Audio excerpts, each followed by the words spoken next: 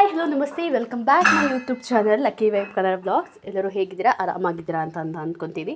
ನಾನು ಕೂಡ ಆರಾಮಾಗಿದ್ದೀನಿ. ಇವತ್ತು ಮರಕ್ಕಿಸ ಆಲ್ರೆಡಿ ಆಷಾಢ ಶುರುವಾಯಿತು. ಆಷಾಢದಲ್ಲಿ ಏನಪ್ಪ ಸ್ಪೆಷಲ್ ಅಂದರೆ ಮರಕ್ಕೆಸ ಪತ್ರೊಡೆ ಅಂದರೆ ಸಿಕ್ಕಾಪಟ್ಟೆ ಫೇಮಸ್ಸು. ಹಾಗಾಗಿ ನಾನು 5ರಿಂದ 6 ಗಂಟೆ ಹಿಂದೆಯೇ 2 ಕಪ್ ಅಕ್ಕಿಗೆ ಸ್ವಲ್ಪ ಉದ್ದು ಹಾಕಿ ನೆನೆಸಿಟ್ಕೊಂಡಿದ್ದೆ. ಅದು ಕೂಡ ನೆಂದಿತ್ತು. ಹಾಗಾಗಿ 5 ಮೆಣಸಿನ್ಕಾಯಿನ ಸ್ವಲ್ಪ ಹುರ್ಕೊಂಡು ಅಂದರೆ ಗರ್ಗರಿ ಆಗೋ ಹಾಗೆ ಮಾಡಿಕೊಂಡು ಅದಕ್ಕೆ ಸ್ವಲ್ಪ ವಾಟೆ ಹುಳಿನ ಅಂದರೆ 5ರಿಂದ 6 7 ಎಸ್ಲು ವಾಟೆ ಹುಳಿಗೆ ಸ್ವಲ್ಪ ಅಕ್ಕಿ ಉಪ್ಪು ಎಲ್ಲ ಹಾಕಿ ಕಡ್ದು ಈ ಎಲೆ ಏನು ಪತ್ರೊಡೆ ಎಲೆ ತೊಗೊಂಡಿದ್ದೆ ಅಲ್ವಾ ಅದನ್ನು ಸಣ್ಣದಾಗಿ ಕಟ್ ಮಾಡ್ಕೊಂಡಿದ್ದೀನಿ. ಸ್ವಲ್ಪ ಮರ್ಚಿಬಿಟ್ಟು ಕಟ್ ಮಾಡ್ಕೊಂಡು ನೀವು ಯಾವ ಥರ ಬೇಕಾದರೂ ಕಟ್ ಮಾಡ್ಕೊಬೋದು. ಸಣ್ಣದಾಗೆ ಹೆಚ್ಕೊಳ್ಳಿ, ಬೇಯುತ್ತೆ ಚೆನ್ನಾಗೆ.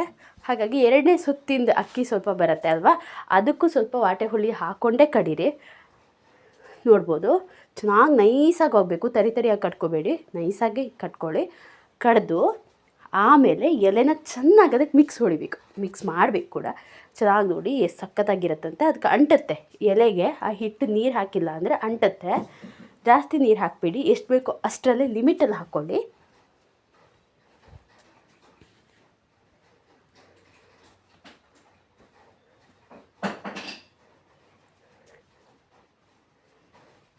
ಹಾಗೆ ಚೆನ್ನಾಗಿ ಕಲಿಸ್ಕೊಂಡ್ರೆ ಸಖತ್ತಾಗಿರುತ್ತೆ.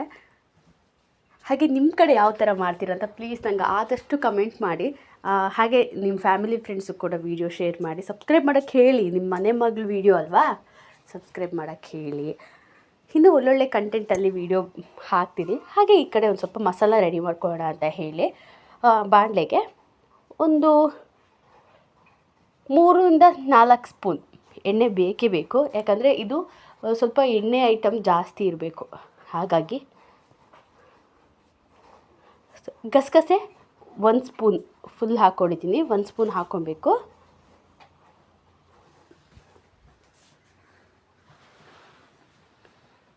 ಅದಕ್ಕೆ ಜೀರಿಗೆ ತೊಗೊಂಡಿದ್ದೀನಿ. ಜೀರಿಗೆ ಒಂದು ಅರ್ಧ ಸ್ಪೂನಷ್ಟು ತೊಗೊಂಡಿದ್ದೀನಿ. ಹಾಗೆ ಒಂದು ಚಕ್ರಮುಖ ತೊಗೊಂಡಿದ್ದೀನಿ. ಹಾಗೆ ಲವಂಗ, ಏಲಕ್ಕಿ 1 ತೊಗೊಂಡಿದ್ದೀನಿ. ಲವಂಗ 5ರಿಂದ 6 ತೊಗೊಂಡಿದ್ದೀನಿ. ಹಾಗೆ ಚಕ್ಕೆ 2 ಪೀಸ್ ತೊಗೊಂಡಿದ್ದೀನಿ. ದೊಡ್ಡ 2 ಪೀಸು, ಚಿಕ್ಕದಿದ್ದರೆ ಒಂದು 4 ಪೀಸ್ ಹಾಕೋಬೋದು.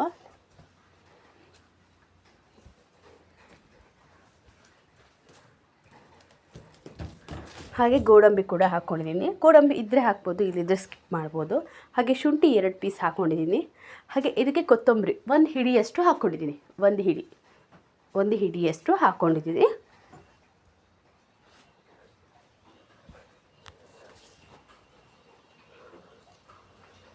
ಹಾಗೆ ಒಂದು 13 ಮೆಣಸಿನ್ಕಾಯಿ ತೊಗೊಳ್ಳಿ. ಯಾಕಂದರೆ ಖಾರ ಇದ್ದರೂ ಆಗುತ್ತೆ. ಇದಕ್ಕೆ ಬೆಲ್ಲ ಆ್ಯಡ್ ಮಾಡ್ಕೊಳ್ಳೋದ್ರಿಂದ ಖಾರ ಇದ್ದರೂ ಖಾರ ಇಲ್ದಿದ್ರೂ ಇದು ಕರೆಕ್ಟಾಗಿ ಸೂಟ್ ಆಗುತ್ತೆ, ಬಾಯಿ ತುರ್ಸಲ್ಲ. ಆಮೇಲೆ ಖಾರ ಉಪ್ಪು ಹುಳಿ ಚೆನ್ನಾಗಿದ್ದರೆ ಗಂಟ್ಲು ತುರ್ಕಿ ಎಲ್ಲ ಬರಲ್ಲ. ಇದು ಕೆಸ ಅಲ್ವಾ, ಹಾಗಾಗಿ ಇದು ಚೆನ್ನಾಗಿ ಫ್ರೈ ಮಾಡ್ಕೋಬೇಕು. ಚೆನ್ನಾಗಿ ಫ್ರೈ ಆದಮೇಲೆ ಇಡೀ ಕಾಯಿ, ಒಂದು ದೊಡ್ಡ ಕಾಯಿ ಬರುತ್ತಲ್ಲ, ಇಡೀ ಕಾಯಿನ ನಾನು ಈ ಥರ ಕಟ್ ಮಾಡ್ಕೊಂಡಿದ್ದೀನಿ. ತುರಿಯೋಕ್ಕಾದರೆ ಪಾಪು ಇರೋದ್ರಿಂದ ಅವ್ನು ಬಂದು ಸ್ಟಾರ್ಟ್ ಮಾಡ್ತಾನೆ ಕಾಯಿ ತುರಿಯೋಕ್ಕೆ. ಹಾಗಾಗಿ ನಾನು ಈ ಥರ ಕಟ್ಟೆ ಮಾಡ್ಕೊತೀನಿ ಇವಾಗ ಅವ್ನು ಇರಬೇಕಾದ್ರೆ. ಅದಕ್ಕೆ 4 ಎಸ್ಲು ವಾಟೆ ಹುಳಿ ಹಾಕ್ಕೊಂಡು ಈ ಮಸಾಲ ಏನು ಹುರಿದಿಟ್ಕೊಂಡಿರ್ತೀವಿ ಅದು ತಣ್ಣಗಾದ್ಮೇಲೆ ಅದಕ್ಕೆ ಹಾಕಿ ಅದಕ್ಕೆ 4 ಎಸ್ಲು ಬೆಳ್ಳುಳ್ಳಿ ಹಾಕ್ಕೊಂಡು ರುಬ್ಕೋಬೇಕು. ಅದು ತುಂಬ ನೈಸಾಗಿ ಆಗಬೇಕು. ಈ ಕಡೆ ನಾನು ಬಾಳೆ ಎಲೆನ ಒರೆಸಿ ತೊಳೆದು ಅದಕ್ಕೆ ನಾನು ಬ್ಯಾಟರ್ ರೆಡಿ ಮಾಡ್ಕೊಂಡಿದ್ದೀವಲ್ಲ, ಎಲೆ ಮತ್ತು ಅಕ್ಕಿ ಎಲ್ಲ ಕಡ್ದುಬಿಟ್ಟು ಅದನ್ನು ಚೆನ್ನಾಗಿ ಅದಕ್ಕೆ ಹಚ್ಚಿಬಿಟ್ಟು ಮಡಚಿ ಇಡಬೇಕು. ನೋಡಿ ಈ ಥರ ಮಾಡಬೇಕು. ಈ ಥರ ಮಡಚಿಟ್ಕೊಳ್ಬೇಕು. ಅದ್ರ ಮೇಲೆ 2 ಬಾಳೆ ಎಲೆ ಇಟ್ಬಿಟ್ಟು ಅದನ್ನ ಬೇಯಕ್ಕೆ ಇಟ್ಬಿಡಬೇಕು.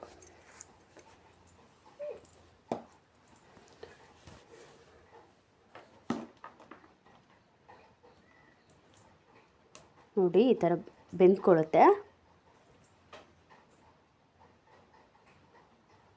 ನೋಡಿ ಈ ಥರ ಆಗುತ್ತೆ, ಚೆನ್ನಾಗಿರುತ್ತೆ ಇದು. ಅದಕ್ಕೆ ಈ ಕಡೆ ಒಗ್ಗರಣೆ ರೆಡಿ ಮಾಡ್ಕೊಳ್ಳೋಣ ಅಂತ ಹೇಳಿ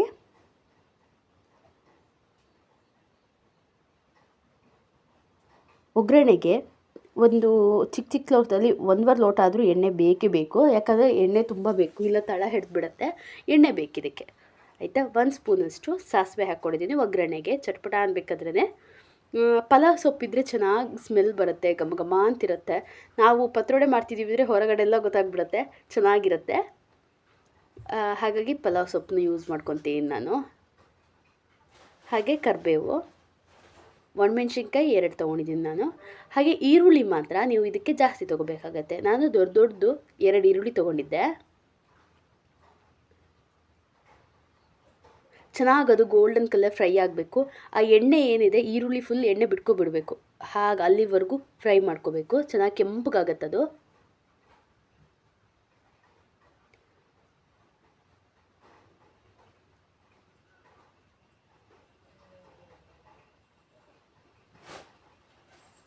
ನೋಡಿ ಈ ಥರ ಫ್ರೈ ಆಗಿದೆ ಅಲ್ವಾ. ಇವಾಗ ನಾನೇನು ಮಾಡ್ತೀನಿ, ಕಡ್ದಿಟ್ಕೊಂಡಿದ್ವಲ್ವ ಮಸಾಲ, ಅದನ್ನು ಹಾಕ್ಕೊತಿದ್ದೀನಿ. ನೋಡ್ಬೋದು ಎಷ್ಟು ಸಖತ್ತಾಗಿ ಬಂದಿದೆ ಅಂತ ಕಲರ್ ಕೂಡ.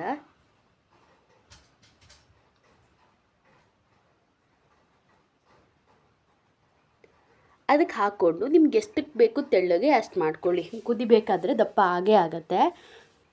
ಎಷ್ಟು ಬೇಕು ಸ್ವಲ್ಪ ನೋಡಿಕೊಂಡು ತೆಳ್ಳಗೆ ಮಾಡ್ಕೊಳ್ಳಿ. ಆದಷ್ಟು ತೆಳ್ಳಗೆ ಮಾಡ್ಕೊಳ್ಳಿ ಅಂತಲ್ಲ, ಮೀಡಿಯಮಲ್ಲಿ ತೆಳ್ಳಗೆ ಮಾಡ್ಕೊಳ್ಳಿ.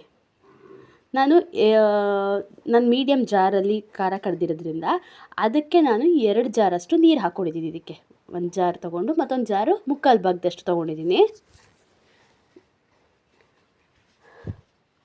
ಹಾಗೆ ಇದಕ್ಕೆ ಖಾರ ಕುದಿಬೇಕಾದ್ರೆ ರುಚಿಗೆ ತಕ್ಕಷ್ಟು ಉಪ್ಪು ನೀವು ಆ್ಯಡ್ ಮಾಡ್ಕೋಬೇಕು.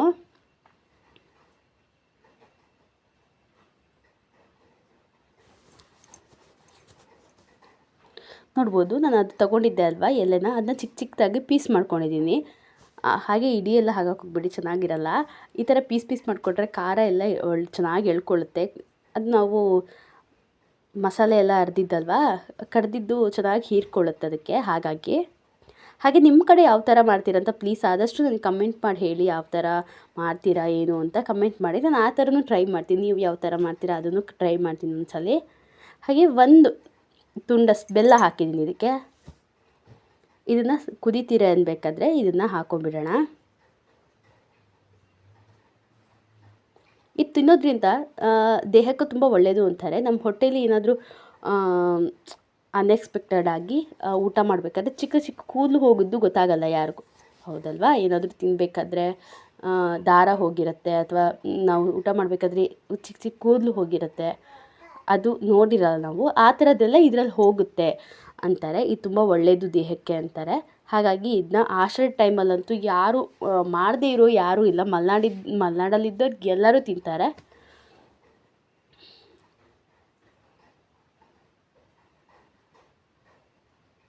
ಚೆನ್ನಾಗಿರುತ್ತೆ ಈ ಥರ ಮಾಡೋದ್ರಿಂದ. ನಾನು ನಮ್ಮ ಮನೆಯವರು ತಿಂತಾರೆ ಅಂತ ಹೇಳ್ಬಿಟ್ಟು ಮಾಡಿಬಿಟ್ಟೆ.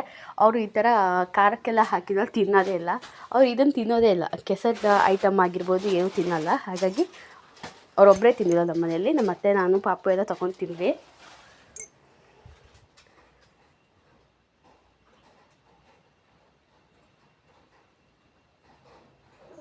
ಸೊ ನೋಡ್ಬೋದು ಎಷ್ಟು ಸಖತ್ತಾಗಿರುತ್ತೆ ಅಂತ. ಜ್ಯೂಸಿಯಾಗಿ ಬರುತ್ತೆ ಇದು. ಅಂದರೆ ಹೇಗೆ ಬರುತ್ತೆ ಅಂದರೆ ಫುಲ್ ಗಟ್ಟಿಯಾಗುತ್ತೆ. ನೀವು ಇವತ್ತು ನೈಟ್ ಮಾಡಬೇಕು, ನಾಳೆ ಬೆಳಗ್ಗೆ ಅದನ್ನ ನಾಷ್ಟಕ್ಕೆ ತಿನ್ನಬೇಕು, ಅವಾಗ ಚೆನ್ನಾಗಿರುತ್ತೆ. ತಿಂಡಿಗೆ ತಿಂದರೆ ಚೆನ್ನಾಗಿರುತ್ತೆ, ಗಟ್ಟಿಯಾಗುತ್ತೆ.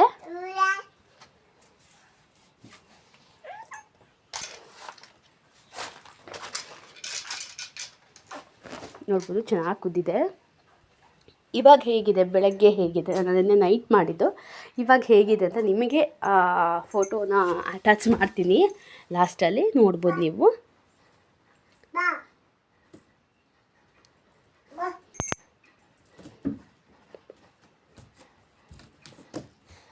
ನೋಡ್ಬೋದು ಚೆನ್ನಾಗಿ ಬಂದಿದೆ. ನೀವು ಮಾಡಿ ಹೇಗೆ ಬಂದಿದೆ ಅಂತ ಕಮೆಂಟ್ ಮಾಡಿ, ಆದಷ್ಟು ಶೇರ್ ಮಾಡಿ. Thanks for watching.